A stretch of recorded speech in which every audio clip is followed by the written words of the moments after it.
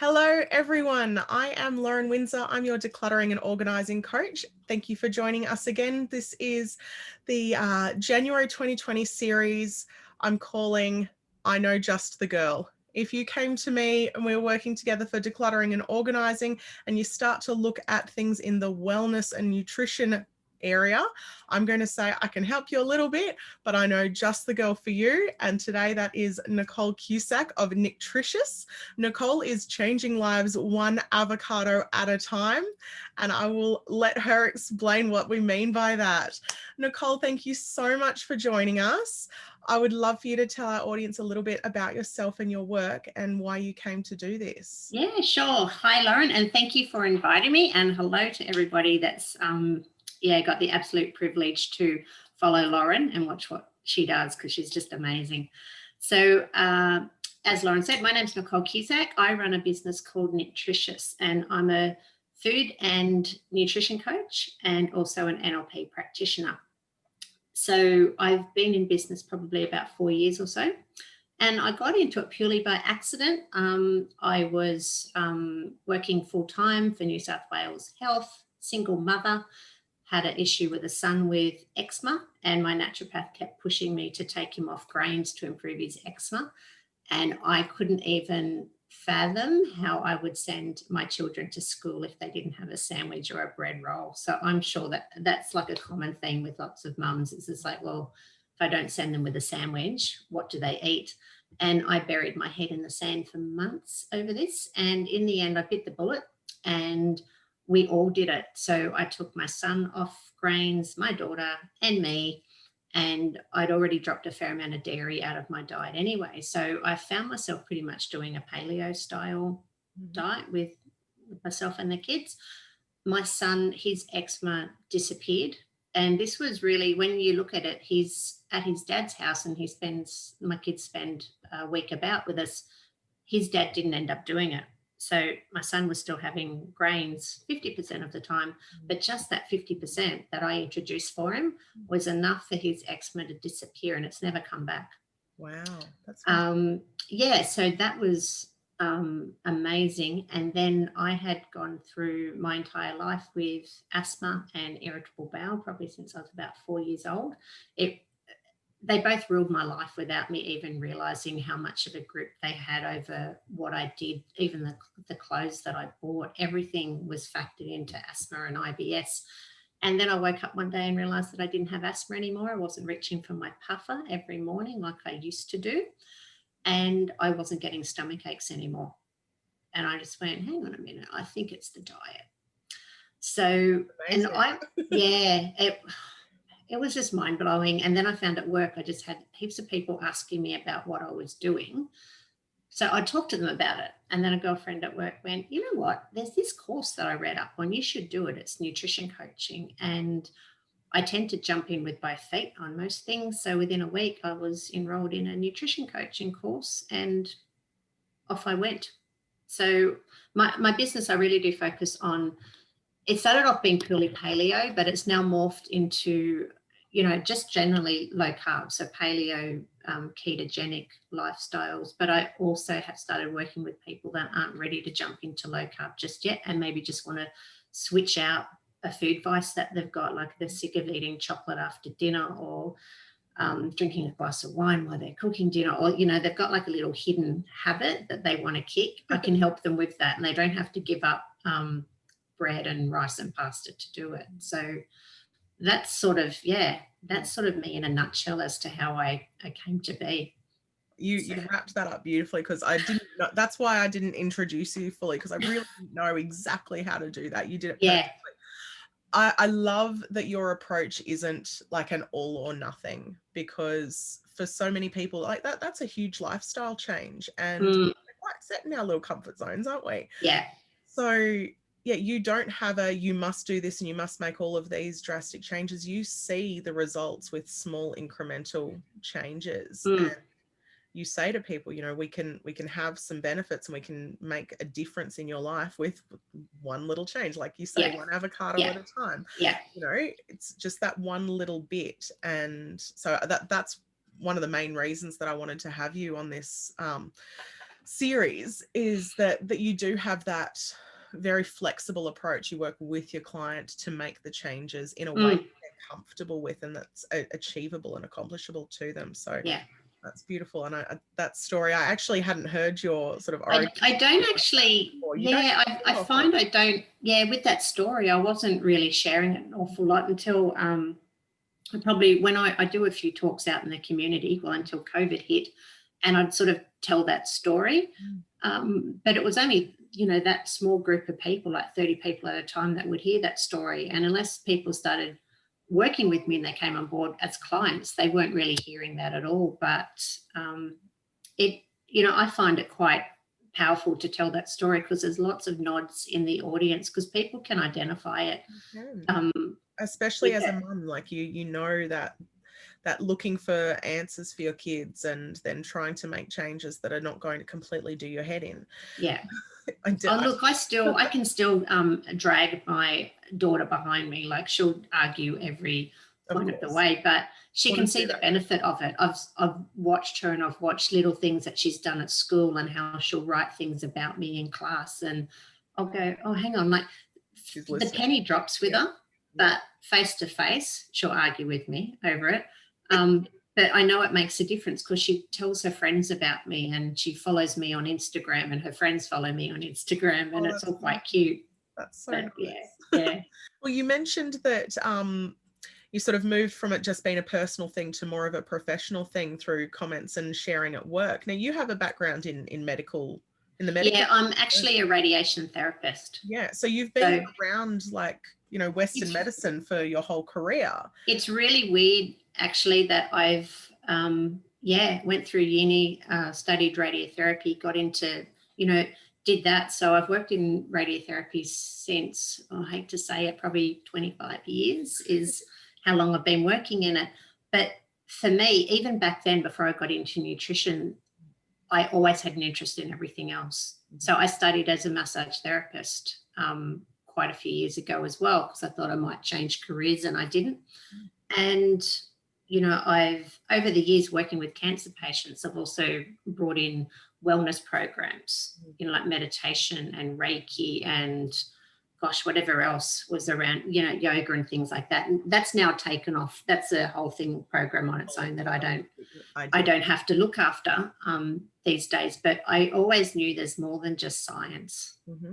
And and for me, so much of your health comes down to what you put in your body.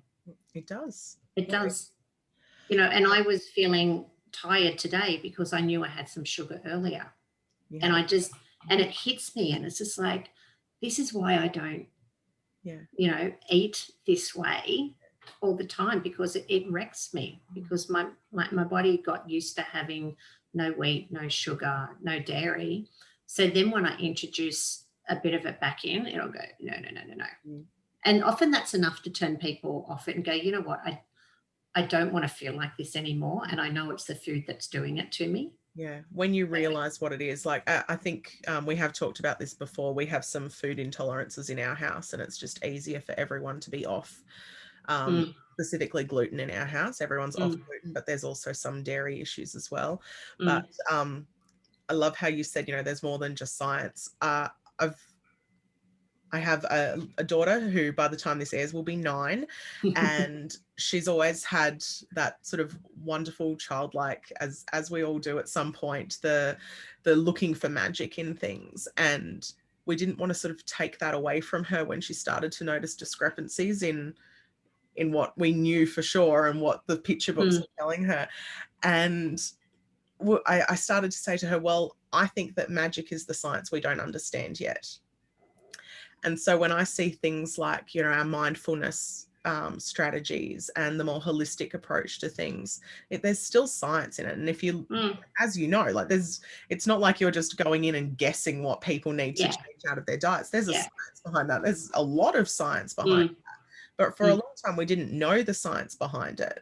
Yeah. So things like adding, using therapeutic, I don't know, whatever, anything that wasn't, in a pill, seemed like magic or crazy. Yeah. Yeah, and that's very much what I'm about, is really just, don't we? yeah, because, you know, I've gone through periods where I've, you know, done meal replacement shakes and things probably, oh gosh, you know, like 15, 20 years ago or something like that. But now I'm really into whole foods, I would say. So when people come to see me and they'll go, oh, Nick, can't I just have a protein shake for breakfast or something? And I go, yeah, you can if you do all the ingredients yourself, or, you know, there's one brand that I would recommend. And because I got onto it years ago and I read all the ingredients, in the end I went, I could make this myself. Yeah. And so I did, like I started making my own smoothies and things like that. So I'm pretty much, you know, avoid the center of the supermarket and shop around the edges, I guess. So yeah, a perimeter shopper. I like to go with, if I can't pronounce it, or if I don't actually recognize those ingredients as a food, it's probably not a food. Yeah. And look, I know I must be having some type of impression on my daughter, because she'll come home from school with a photo of she's taken a photo of the ingredients packet of something that her friend had at school. Because I pretty much send them to school with wraps made with just egg. It's an egg wrap I do in the sandwich press, and I put whatever in it, ham, cheese, whatever. Or they go with leftovers, and then they'll get like a piece of fruit or something like that. So, of course, all her friends are having all these packet foods, and she'll come home going, Mum, I've checked all the ingredients on it and the carb count's really low. So, and it's low in sugar. And so can you buy it for me? And then I just look at it and I go, honey, it's got canola oil in it.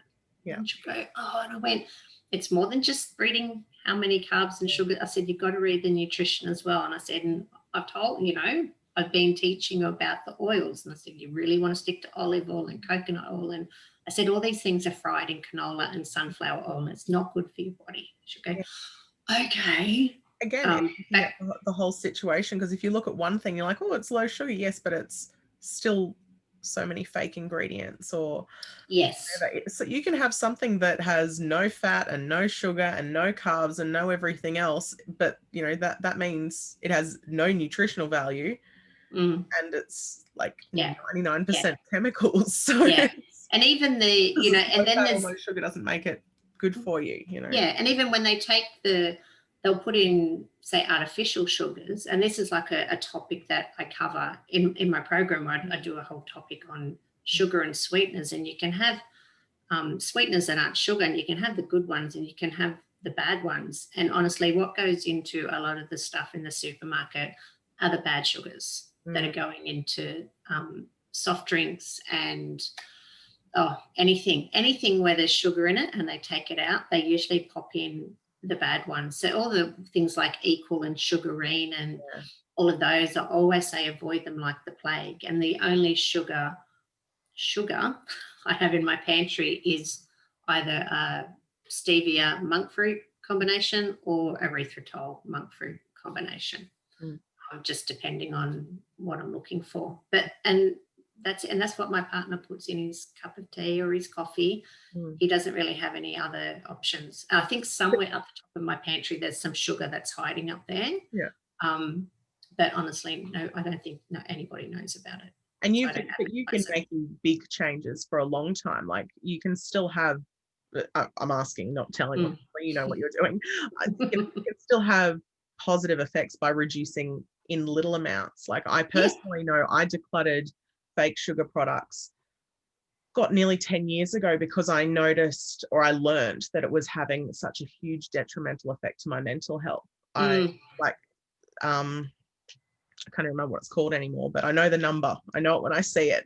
One of the artificial sweeteners. I can link it. Like I can have something, you know, like a diet soft drink or something like that with this artificial sweetener in it. And within 20 minutes, I'm like pacing and like verging on a panic attack. It's that fast for me. And I had, like, that was a staple in my diet for 15 years, like throughout high school, and you know, but that one little change made a huge difference in so many years. Yeah. Well, I was, oh gosh, quite a few years ago now, I used to drink, I wouldn't say a lot of Coke Zero, but Coke Zero played a role in my day Mhm. or my week. And I Because was we're told seeing, it's a good diet option, aren't we?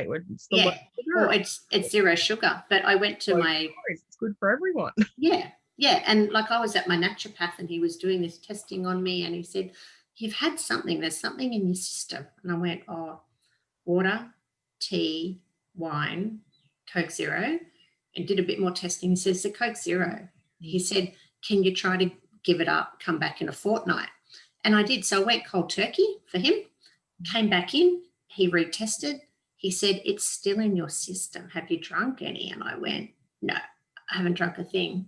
And that was enough. That has turned me off for life. I've never touched it since because the thought of the chemicals from Coke Zero still coursing through my body and it's still in there, I just went, that's crazy. I don't need it. So I haven't touched any type of Coke since. I just won't. So Wow. yeah. That might lead us on to my next question for you is what would you say is the biggest misconception in the nutrition and wellness industry? Gosh, there's quite a few, I guess. I suppose it's what we touched on before when we were just having a chat beforehand. It's about diet and how people see things as diets that you go on and off on a whim. I'll try this diet, and if it doesn't work, I'll try another diet. I don't really see what I do as a diet. I see it as a lifestyle choice. Mm. So, and if people go, oh, you're still doing that paleo diet? I just went, it's not really a paleo diet. It's how I live. This is what I do, whether it's paleo or a version of keto or something like that. So that's, I think, a misconception that there are diets out there. And like you'd agree, I don't like the word diet. And the other one, I guess, is the concept of, a lot of my clients will come to me wanting to lose weight, but it's not always about the weight. And I often, I've had conversations with women in the very beginning, they want to lose weight, whether they're getting married or they're this or, they're a bit older and they just want to lose weight. And I went, okay. And I've had clients that, one had IBS, so she was getting stomach aches every single day. Another one had migraines. Mm-hmm. And we're like 4 weeks into this, how are you going? Oh, yeah, I don't get the stomach aches anymore. I'm not getting the migraines. And all of a sudden, the weight becomes a secondary thing for them. It's just not that important to them anymore. And I'll go, well, do you still want to lose the weight? No, I don't care about losing the weight because I feel fantastic from changing my diet and like eating this way. And it's almost just like, there's a little I told you so in my head because I was just saying, you know what, we'll come back and we'll revisit this weight thing you're talking about now. We'll revisit that at the end and we'll see if you still feel the same. They'll go, no, I won't. And then we come back and they'll go, yeah, it doesn't matter anymore. Mm-hmm. So for me, it's not so much about your weight as such and being a healthy weight. It's being healthy and feeling good. Yeah. And having your energy back and coming out of a brain fog. Like most people live in a brain fog. Mm-hmm. No one knows they're in one. I never knew I was in one until I came out of it. Mm-hmm. And then my mind was so clear at work, 5 o'clock one afternoon, I'm still buzzing away working when usually I'd be watching the clock going, when can I get out of here? And I have more energy now since I cut my carbs than what I did before. Yeah, wow. So how wonderful that you get to be part of that transformation. Feel yeah. That. Gives me warm fuzzies. Yeah, I love it.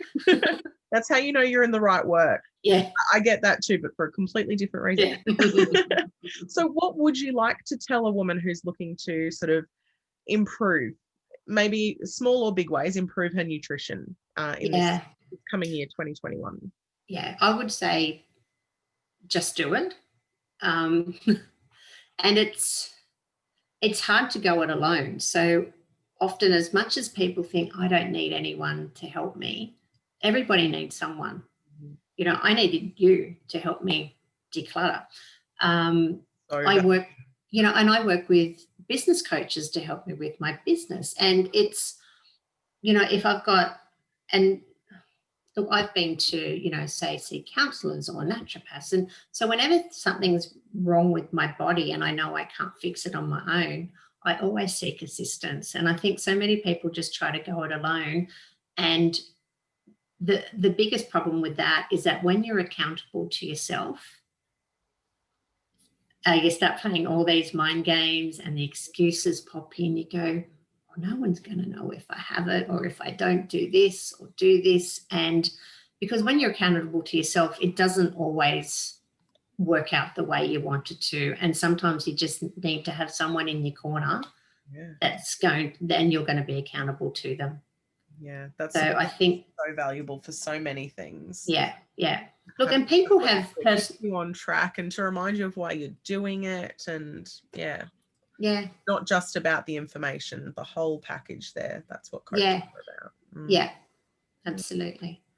So what have you noticed? Where have you seen your clients struggle the most with clutter, whether that's physical or otherwise?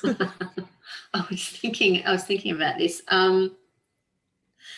Like the obvious one is the pantry, to be perfectly honest. I haven't done any for a while, but I used to do a lot of pantry makeovers. Yeah. The amount of things that people hold on to that are well past their use by date, well past it. So I would go out to homes and I would basically empty entire pantries onto kitchen benches, automatically toss all the use by stuff in glad bags that would get binned. Everything else, I never, like if it was in date but we didn't want it in the house, I always donated it to a local charity. So I used to just drive bootloads of food and things. But the amount of things that people went, oh, maybe don't throw that out. I'll eat it first. And it's just like, honey, like you don't need to be eating this. And one client, she said, my husband's going to get so angry if I throw out all this food, because she was a hoarder. She would, like, she didn't just have a pantry. She had cupboards overflowing with food because she just would constantly overbuy, I think, in sales and what have you. Yeah. So she had all this food. She went, my husband will kill me. And I said, the donation point is literally across the road from your house. I could walk it over there. She went, yeah, no, maybe I'll keep it. But he put a padlock on the cupboard. He came home, he said, well, I'll lock it away so you can't eat it. And I just went, oh, this is crazy. So yeah, definitely pantries are a big physical thing. And sometimes you just got to get in there and do it. And even the things that you think, oh, I might use that one day. No, just throw it. Pantries in my work, pantries are a nice little ecosystem of clutter problems, because there's the waste and there's it could be used one day, and and that extends. It extends to the fridge as well. Of course. So fridges are a bit of fun as well. So I always play a little game with myself, and depending on the nature of the client, they join in too, but looking for the oldest out of date item. So far I have found several items older than myself, like expired before I was born. I found a couple of things that were expired around the time my dad was in nappies, so that's my favorite so far. I think it was a curry powder mix. Oh, Keen's curry powder is quite popular to find in the pantry. It expired in the 50s. Yeah. I had to double check that it hadn't rubbed off or something, and I was reading it correctly. Yep. And I suppose if you're thinking about mental clutter, often it can be the feelings of overwhelm, if you want to class that as clutter as well. Where then, I would have clients start working with me and they'd be all positive and gung-ho in the first couple of weeks. Then it just becomes too hard for them. And they just went, oh, I don't think I've got time to do this. I haven't. And then that's when they start all the excuses pop in. I haven't got the time. I haven't got the money. I haven't got anything. So I think I tried to solve that issue by developing a 6-week program that they either had to pay for up front or in installments. So it stopped them giving up weeks 2 or 3 and push them through it because they're accountable. You're already Because invested. they're already paid, so you don't want to waste your money. And plus they're accountable to me as well. But certainly I can see in different clients I've seen overwhelm, either the ones that you have the ones that will follow the meal plans and that's all fine, but all of the content, no, I haven't read it, haven't had time to read it, just keep giving me the meal plans. And then there's someone that doesn't cook off the meal plans till about the 5th week, but they're so on top of the content. So they're absorbing everything, but then they can't put it into action until weeks 4 or 5. And that's okay. Like people process it differently. Some need to experience it physically, I guess, by just cooking the recipes that I might give them. Someone else needs to read all about it first and then go, okay, I'll start cooking it now. So, but it's about mental clutter and overwhelm, and, you know, there's all fear tossed in there as well. And what will I do when I eat out? You know, I can't eat out anymore. I went, oh, yes, you can. Yes, you can. I found for us, just more on a personal level, yes, there was, now to be clear, I don't follow a strictly paleo diet, but we have made huge changes, both huge, I say huge, big and small changes over a decade, really, for various reasons. But overall, I feel like we eat better, not just healthier, but better. Like the quality of the food that we eat, the variety of the food we eat has changed so much because you kind of push yourself a little bit to look for the different things. Like you can't just grab the most convenient or the fastest. I can't remember the last time I had a McDonald's burger. That's just so far back in my memory that it might not exist.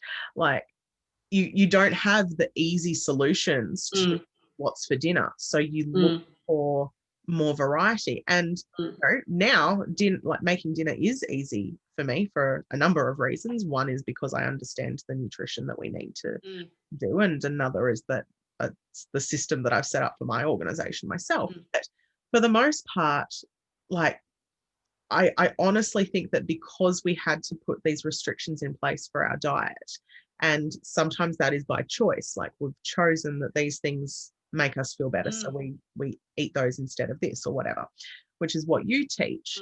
Making these small adjustments, you start to look for the more interesting things on a menu, and branch out your variety. Like, okay, maybe we're not going to go for this type of restaurant, but we haven't tried this. What have they got that will fit our diet?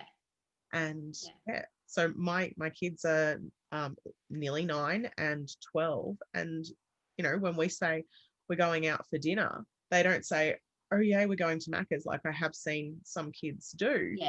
They go, oh, are we having Thai? Are we having Indian? Are we like, you know, which out for dinner are we going to do? And it's that full experience that I kids don't have, and even a lot of adults don't think about that anymore. Well, I've noticed the difference as well when my son was younger and in primary school, and one of his friends came over and we went up to the shops, and I said, oh look, I'll take you out for lunch. We went to a cafe, and his friend didn't even know how to read a menu, what was on the menu. And I said, where do you usually go out for lunch?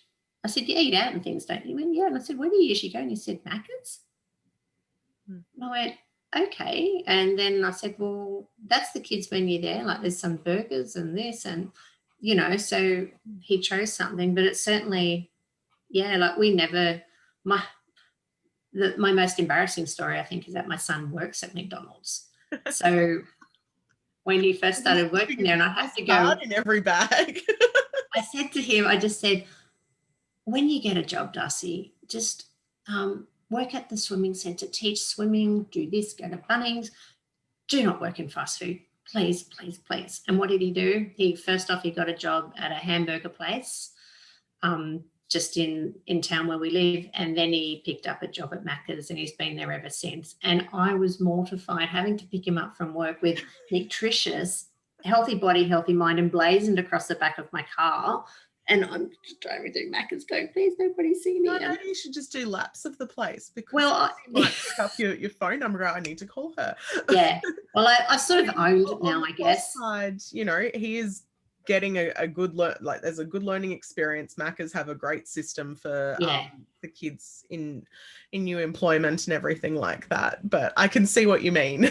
Yeah, it was a lot to get my head around, and I'm good now. Like, even I'll go drive through to get my partner a coffee, and I used to go, oh, I'm so embarrassed, and I just go, nope, just own it. Like, all what we're getting is a coffee. So sometimes I'll, like, if I'm driving, I'll buy the coffee and then I pay it forward, and I pay for the person behind me for something nice to do. And I just went, well, and that's my only. You really do that at a restaurant, because you never know what you're going to be paying for. I paid for, last time it was quite a few quarter pounders and Big Macs, and about $30 worth of food, and I just went, yeah. You should have handed a business card at the same time. Actually, that's what I should do. Hey. But you don't. Yeah. I know. I've seen you working, and I've seen you talking about your work. You don't do it with judgment. You don't come at people and go, "Well, you probably shouldn't have the Macca's burger." It's more about, what do you want to change and what is realistic for you. We've not been there and done that. Like, your choice. It has to be something you want to do, or you're not going to stick with it. Yeah. I don't go knocking on people's doors and saying, "You're a bit untidy. I think that for you." Because it won't make a difference. There's no long-term and lasting effect if you don't choose to do it. Yeah. Yeah. And it's, and I often, I'll have clients go through a 6-week program with me, and they'll go, oh, I'm not quite sure, or, they have, doubts about it, or they'll fall off the wagon. They'll go, oh, I've just failed. And I said, you know what? It's taken me years to get to this point. Years.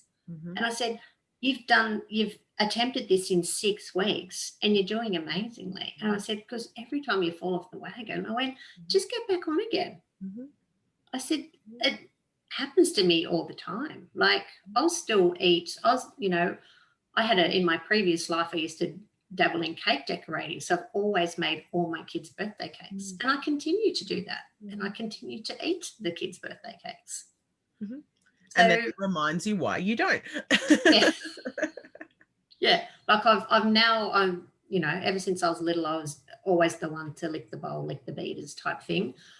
I'm telling you, I'm overeating buttercream icing and fondant. Like, I do that these days, and I'm going, oh, I need to lay down. I'm very, very tired. You do, when you reduce the sugar, and I mean, I know that yours is almost gone generally, but even just a reduction in sugar, and when everything else in your diet balances, like when you know that you're getting the nutrients you need and everything. And I've seen this in friends and clients who have made these sorts of changes as well, that you suddenly don't even enjoy it so much. Like, something that's sugary is too sweet, and you just I'm done. Like, your body tells you when you're done. It doesn't tell you that when you're not getting what you need to begin with.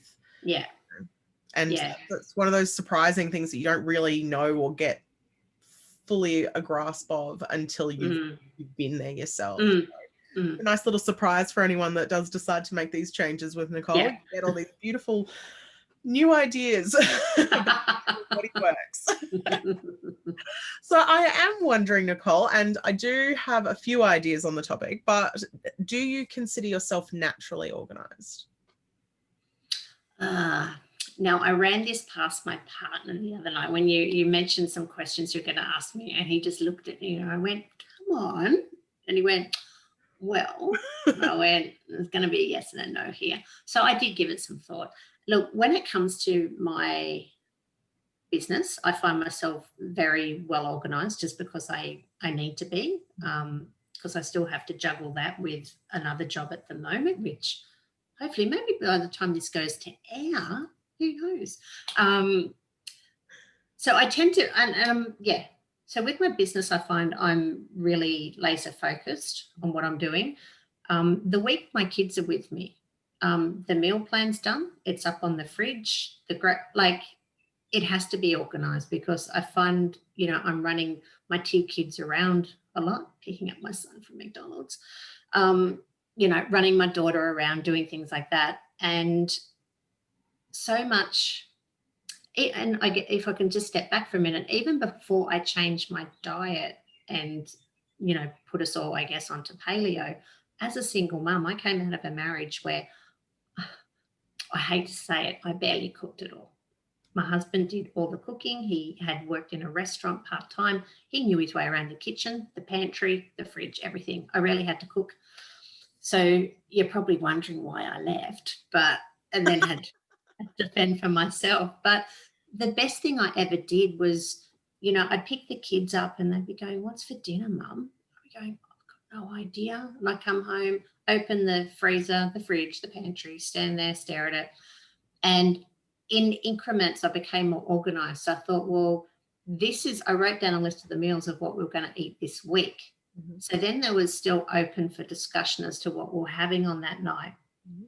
But I knew that the meals were there. So I'd have 5 or, maybe 5 meals set up in case we had chuck-out chicken or pizza or something when I used to buy pizza.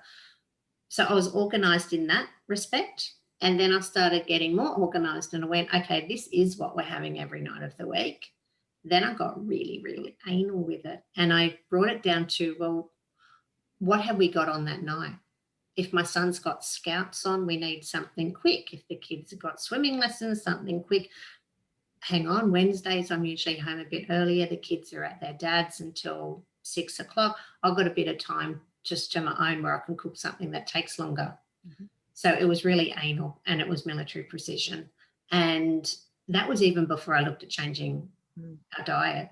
And I still do that today. I will still sit there, usually on a Saturday or Sunday, and think, well, what have I got on this week? And I'm busier now as well because I've often got coaching calls and things at night. So I have to factor that into it.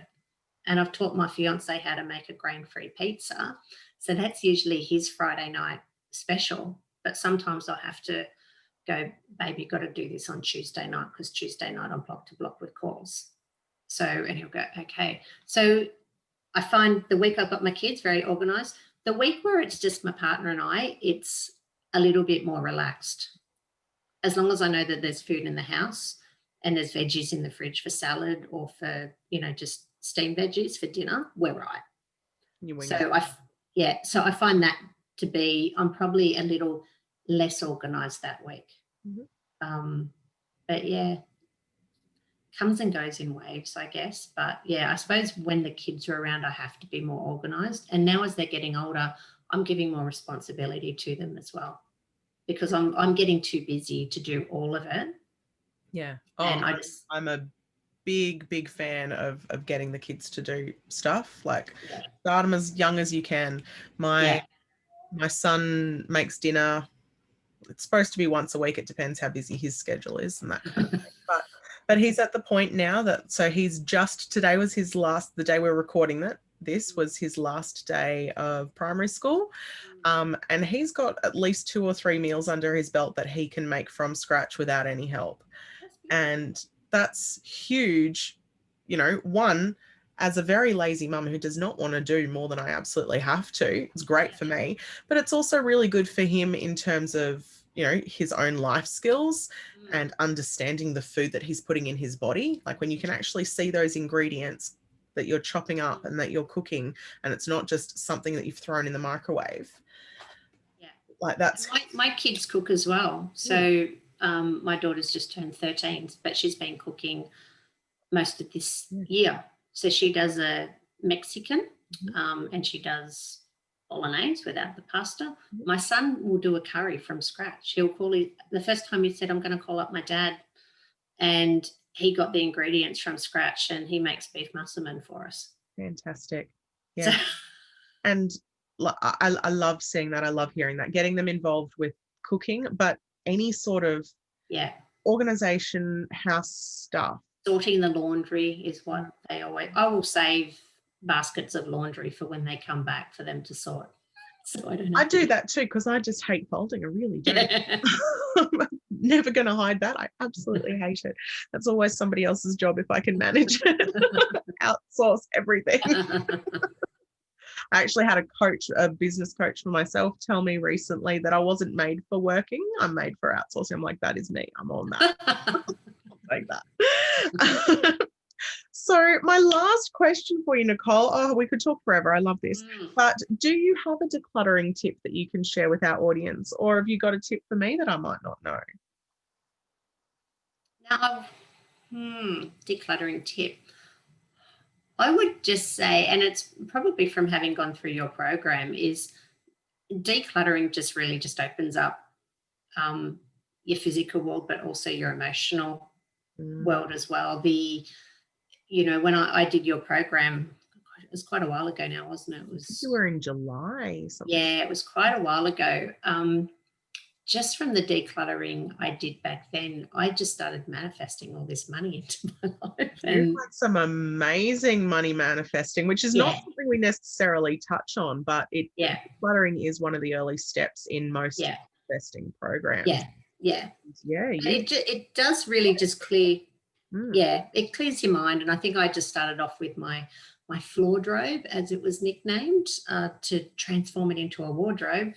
So I suppose my tip is just start off small and then just build on it. And it's the same when you're changing your diet as well.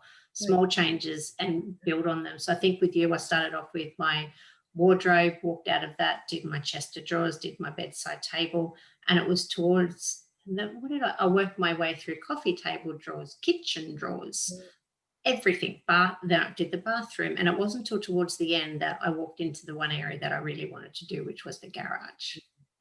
So you went in guns blazing, started doing it, and not getting overwhelmed when you couldn't see the progress. And I guess that's similar with diet as well. You often don't see the progress, but you just need to continue.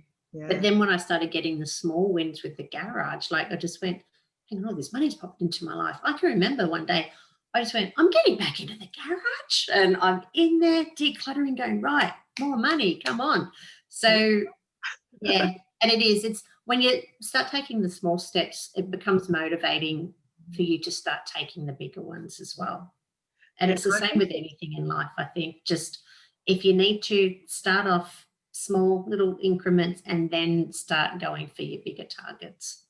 One of my clients likes to say, how do you eat an elephant? One bite at a time.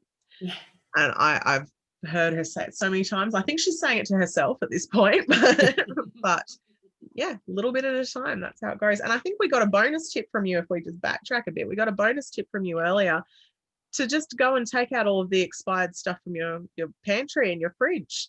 Yes, true. There's a lot more there than you think. And I guarantee, I do my kitchen at least twice a year. It's not scheduled. It's when I feel like doing it. And I guarantee you there will be something in my fridge or cupboard right now that has expired. And I try to do, actually need to do it. I suppose another little tip is I like to do my fridge. You could almost do your fridge weekly. So I know on bin night, I'll have my bin sitting there. I'll have to, it often lives on the kitchen bench, thanks to our dog that continually gets into it. So it lives up there and it's right near the fridge. So I can stand there with the fridge door open. Fridge is here, bin's there, and I'll just start pulling out all the stuff that's been in there for ages and it's all shriveled and blah. Leftovers that didn't get eaten. The tomato that's gone a little bit too soft, and it all goes into the bin, or I pop it in the freezer. Say with older veggies, I'll pop that in a bag to make stock. So that goes into a freezer bag, into the freezer for stock. So it's sort of going either bin or freezer. And just then you free up all this space. Then you give it a nice wipe down. You'd love that. Because and then it's really nice and clean for when the next lot of groceries arrive and they go into your fridge. And putting your groceries away, I know that this sounds so, I don't know, it doesn't sound the way it feels, but putting groceries away nice and clean and neat, and you know where everything is, it feels calming. It feels peaceful, and you're more likely to make good choices. Oh, and my pantry, you can see everything, and it's all fresh and wonderful. You're more likely to go for the piece of fruit or the veggies or whatever it is, rather than looking for something in a packet. So still, even if you're only in the early stages of making lifestyle choices, and I could keep on going with tips like the crisper drawers down the bottom of my fridge. They came out years ago. I don't use them. I've got Tupperware containers, and they all go in there. And then I spent a mozza on like this enormous Tupperware container a couple of months ago. I just bought it secondhand off Marketplace, went and got that. And so now all my vegetables are in airtight containers, the little correct vent slid over to whatever, and they all go in there. And you know what? They last so much longer when they're not just sitting in a crisper drawer. Yeah. And I've done other things now with the crisper drawers that they live in my pantry or somewhere like that, or in a cupboard to hold Tupperware lids or something like that. So, you know, and it's just when it's, yeah, you're right. When it's organized, you enjoy it so much more. And when you enjoy it, you make good choices. Yeah. About the choices we make. All right, we're going to wrap that up. Thank you so much for joining me, Nicole, and for sharing all of your wonderful knowledge. Anyone who would like to get hold of Nicole, it's Nictricious. I'm going to try and spell that. I've written it down because I'm a terrible speller. Nictritious. Correct. It's like nutritious, but with Nick, because she's Nicole. See how she did that? It's very smart. Very clever. We will have all of the links in the social media where you have found this video. So do check her out. She is wonderful. And you can leave any questions as well. And either she or I will get back to you. So thank you so much, Nicole. I will talk to you soon. And thank you everyone for watching. And please enjoy the rest of this series. Thank you for having me.